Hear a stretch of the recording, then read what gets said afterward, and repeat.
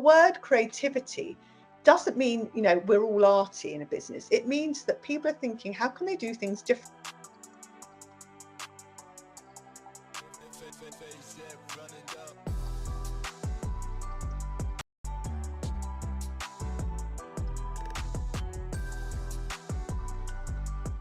I think businesses can learn a lot of different things from the success of Snapchat. Well, first of all, it was one of a few very hyper-growth businesses in its sector. And we went from pre-IPO to IPO to scaling. So I think understanding and learning from that extraordinary journey is always interesting to a lot of ambitious businesses.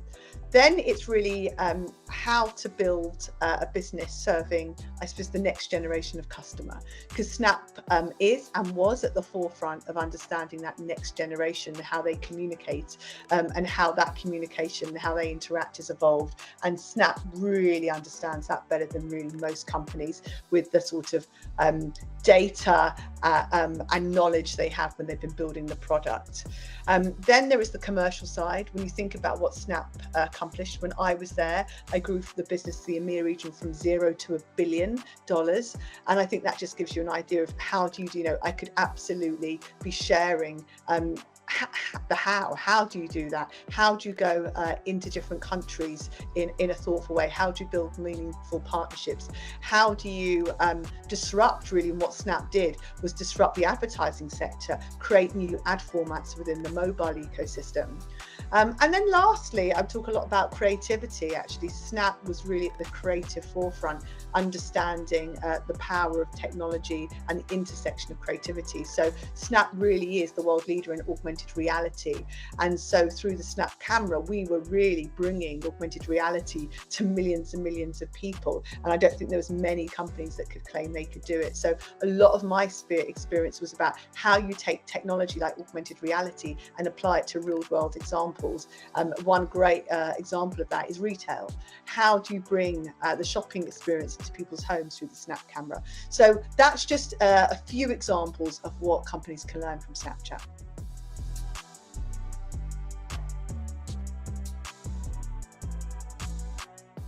This is a question I get asked a lot, about how to expand your business globally, and a lot of companies are trying to do that at speed. So the advice I always give when I'm advising in this space is really, whilst you're doing it at speed, you have to find a balance of doing it in a thoughtful manner. Because each country, while might look on the surface similar, there are always nuance in a country, from whether it's nuance in just customer behavior and how people kind of cultural nuances, to thinking about the regulatory environment. So regulation can look very different. From employment law, how you hire people, how do you motivate people, it looks very different in different countries. And the reality is, what I've learned and what I like to share is that you can't be successful scaling if you don't go deep in a market. So I think the experience I've had in my time, particularly in Snapchat and other environments, is really about balancing that need for speed with understanding the market you go in and do it successfully. And I think that's really important that companies manage that process.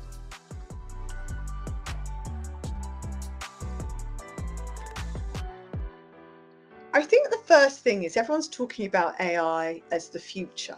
Well, the reality is AI is here. It's changing behavior across multiple sectors and consumer behavior. The thing I always say, though, is that you have to look to the past to understand what's happening. So I was lucky that, you know, I got into the sort of internet digital world of advertising in 2000, before Facebook existed, before Google existed. And that was really one of our first major revolutions in how technology was going to change everything we did, from shopping to business to communication to everything. And then if you think, it was then mobile, and then really social media changed our way we communicated, and actually how we spent our time and how we consumed news and so on. So if you think about AI as the next revolution, and I think I find it fascinating is a lot of companies are sort of making similar to mistakes they made in the past, which is, oh, I need to have an AI strategy in the same way they had to have a digital strategy. And I really implore companies to really think about, what problems am I trying to solve for? Or what are my opportunities does AI give me? And think about how it kind of goes into the DNA of the company. AI is not one of those things where you're just going to set up a task force or incubate and it's just going to kind of work out. AI in most sectors, you just have to think about the obvious places: healthcare, finance, retail, and it goes on. But there's some really obvious places where it's not only going to transform how those sectors communicate with their customer base or partners, it's going to change how their employees operate. It's going to change processes, systems, actually the type of people you're going to hire in the next 5 years. So I'd really encourage leaders in companies to really think about AI as a way of working, not a piece of tech. And I think that's a really important thing, because I think when digital came along, I used to often get pulled into the room of like, we need the digital person. The reality is you'll always need specialists to really understand the full potential and to be able to understand the technical impact, and of course to understand where it's going and what the potential is. But everybody needs to understand the language of AI, what it could mean to their business. And I think that's really important, that leaders hold their entire management team responsible for, and also make sure then it feeds through and it becomes part of the company. And it's not buzzwords, it's literally what they do and how they do things.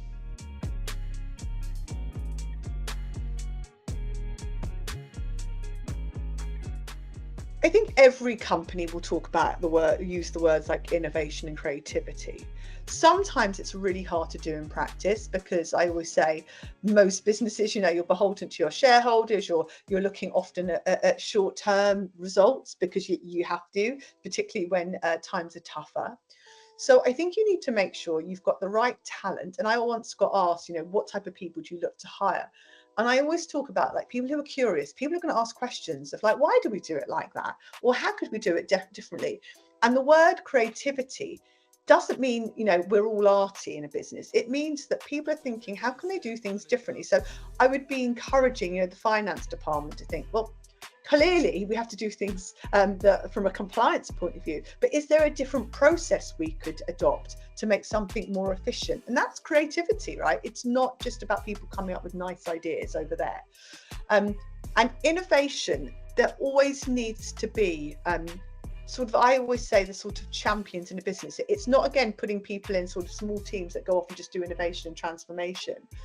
But you do need to make sure that you've got people that are passionate about innovating. And it's really important, and I think people forget this, that again, it feeds through all the way through to your performance reviews. So when you're reviewing your teams, that you're not just going, oh, you've done your job, we've had the results. It's looking at the how, and have they changed things?